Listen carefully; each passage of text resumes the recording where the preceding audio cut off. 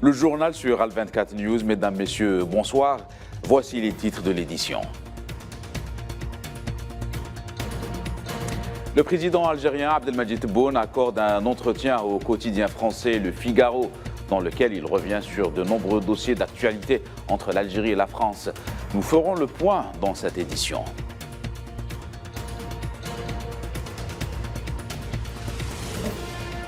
Les exactions sionistes contre les Palestiniens se poursuivent.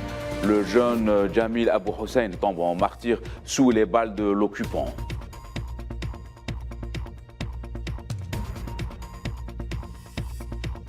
Disparition de la légende du football brésilien et mondial Pelé.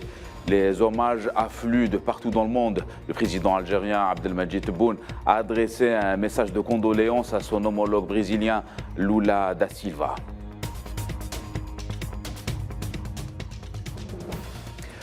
Voilà pour les titres. Le président algérien Abdelmadjid Tebboune a accordé un entretien au quotidien français Le Figaro, dans lequel il est revenu sur un certain nombre de dossiers relatifs aux relations et à la coopération bilatérale, tels que le dossier mémoriel, la libre circulation des personnes et le dossier sécuritaire concernant la région du Sahel. Le chef de l'État algérien a estimé qu'il est urgent d'ouvrir une nouvelle ère des relations algéro-françaises.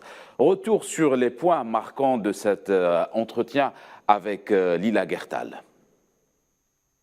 Le président est en effet revenu sur plusieurs points très importants régissant les relations entre les deux pays. Il est vrai que le premier point qui intéresse plus que jamais dans sa forme les Algériens est bien entendu la circulation des personnes. La France vient de rétablir le flux habituel qui était d'environ 200 000 en 2019. Est-ce satisfaisant ?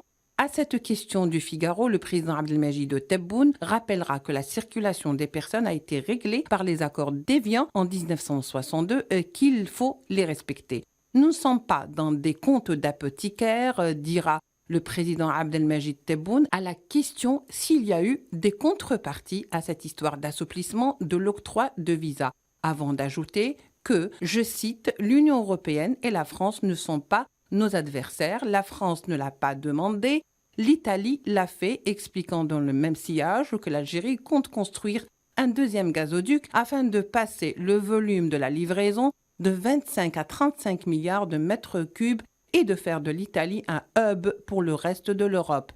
Sur le dossier mémoriel très chargé, la France doit se libérer de son complexe de colonisateur et l'Algérie de son complexe de colonisé, et qu'il est urgent d'ouvrir une nouvelle ère des relations franco-algériennes. Quant à la commission des 5 historiens pour faire la lumière sur le passé commun des deux pays, Tebboune précisera que cette décision a été prise en commun, car une partie de la colonisation doit être, je cite, dépolitisée et remise à l'histoire. Quant à l'enseignement de la langue française en Algérie, le président dira qu'il n'y a aucun recul, les chiffres parlent d'eux-mêmes, dira-t-il. En 2022, l'Algérie compte 27 millions de locuteurs maîtrisant le français sur les 45 millions d'habitants et que le français n'est pas une imposition mais un choix des familles. Sur le volet politique et coopération et sur ses relations avec son homologue français, Abdelmadjid Tebboune a parlé d'une certaine complicité et que le président Emmanuel Macron est l'incarnation d'une nouvelle génération qui n'a rien à voir avec la colonisation. Nous avons une amitié réciproque, dira en ces termes le président algérien. Sur le volet sécuritaire dans la région sahélienne, le président dira que la dissolution de la Libye a facilité le transfert d'armes lourdes dans la bande sahélienne et que la solution passe par l'Algérie si l'accord d'Alger de 2015 avait été appliqué. Regrettons cependant que la France, à un certain moment, n'a pas voulu que l'Algérie exerce son ascendant. La solution est à 80% économique et 20% sécuritaire dans cette région du monde. Concernant les relations avec la Russie, le président a rappelé d'abord le non-alignement de l'Algérie avant d'ajouter qu'il serait bon que l'ONU ne condamne pas uniquement les annexions en Europe, mais également au Golan et au Sahara occidental, avant d'ajouter qu'il se rendra en Russie prochainement. Pour conclure, le président a tenu à préciser que personne ne pourra satelliser l'Algérie, une philosophie qui résume toute la politique de l'Algérie. Nous vous le disions en titre, en Palestine, le jeune Jamil Abou Hussein, âgé de 20 ans, a été tué par balle dans la nuit de jeudi à vendredi au niveau de la ville de Beqa al-Gharbia, située dans les territoires de 1948. Le jeune homme a été pris pour cible alors qu'il se trouvait dans un magasin de la ville avant de rendre l'âme dans une ambulance qui le transportait vers l'hôpital. À noter que Jamil Abou Hussein fait partie d'une famille de martyrs palestiniens ciblés par les forces sionistes. Son frère et ses deux oncles avaient été tués lors d'un double crime. Ce nouvel assassinat du jeune Abou Hussein dans la ville de Beqa al-Gharbia a fait réagir le Premier ministre palestinien Mohamed Shtiya. L'ambassadeur sioniste en France, Yael German, a annoncé sa démission en signe de protestation contre le retour de Benjamin Netanyahou au pouvoir dans une lettre incendiaire publiée sur son compte Twitter. Le diplomate sioniste a dénoncé l'extrême radicalité qui caractérise la politique et du gouvernement de Netanyahou.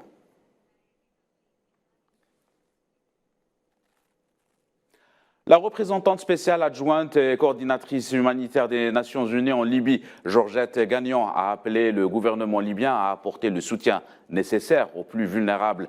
La représentante onusienne a supervisé des projets de l'ONU, notamment le projet de réhabilitation de la station d'épuration et du centre de soins de santé dans la région d'Al-Lam, indiquant que les Nations Unies se sont engagées à travailler avec le conseil local et le gouvernement pour soutenir le retour et le développement durable dans toute cette région.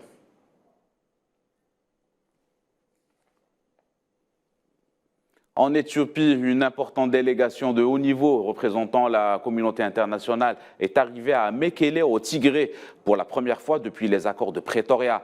Les médiateurs de l'Union africaine, Uhuru Kenyatta et Olusegun Obasanjo, étaient de voyage, ainsi que le secrétaire général de l'organisation régionale de l'ICAD et une trentaine de hauts diplomates africains et occidentaux.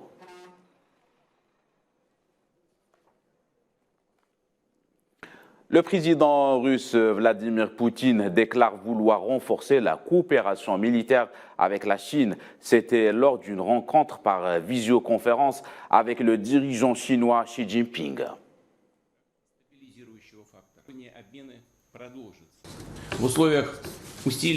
Dans le contexte de tensions géopolitiques croissantes, l'importance du partenariat stratégique russo-chinois en tant que facteur de stabilisation augmente. Malgré l'environnement extérieur défavorable, les restrictions illégitimes et le chantage direct de certains pays occidentaux, la Russie et la Chine ont réussi à assurer des taux de croissance records du chiffre d'affaires commercial mutuel. Dès l'annonce du décès de la légende du football mondial et brésilien Pelé, une pluie d'hommages venant de personnalités internationales de premier plan s'est abattue sur la place publique brésilienne et internationale, à commencer par le président Luiz Inácio Lula da Silva, qui a salué dans un tweet la mémoire de Pelé.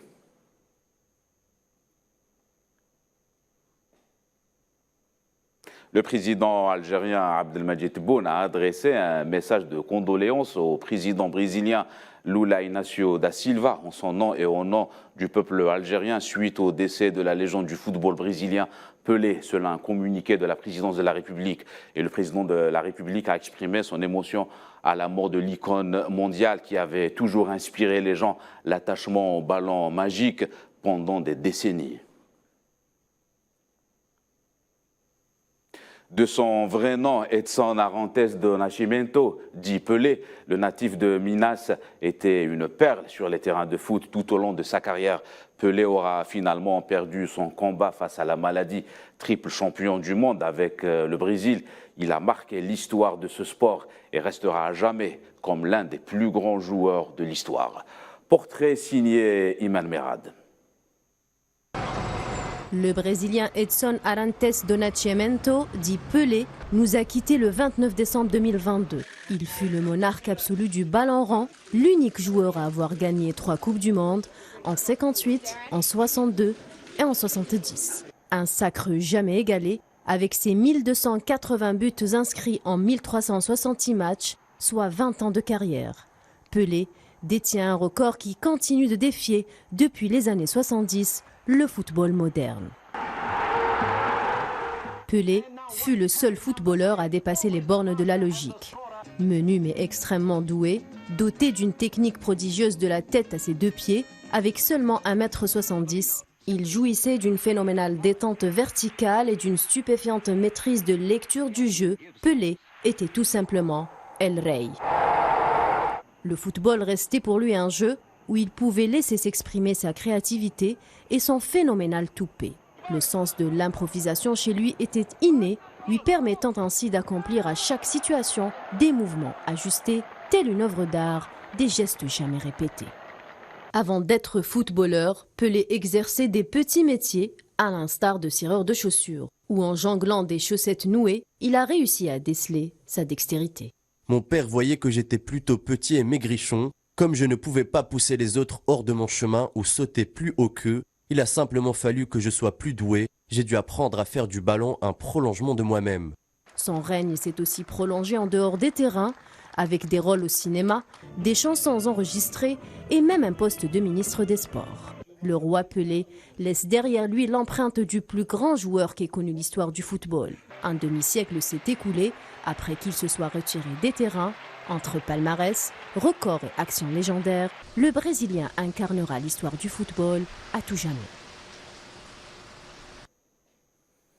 Retour à l'actualité continentale. Les autorités gambiennes ont livré pour la première fois des détails sur la tentative du coup d'État déjoué le 20 décembre à Banjul, affirmant que ces auteurs avaient prévu d'arrêter des hauts responsables du gouvernement et de les utiliser comme otages pour empêcher toute intervention étrangère.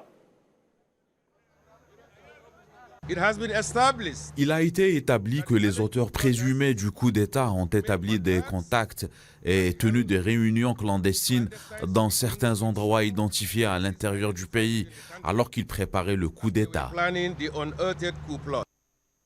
Au Myanmar, l'ancienne dirigeante du pays, Aung San Suu Kyi, a été condamnée par un tribunal à 7 ans de prison supplémentaire pour corruption. À noter que cette condamnation vient s'ajouter à une peine de 26 ans de réclusion prononcée à son encontre pour des dossiers liés à la corruption, fraude électorale, violation de secret d'État et des restrictions anti-Covid.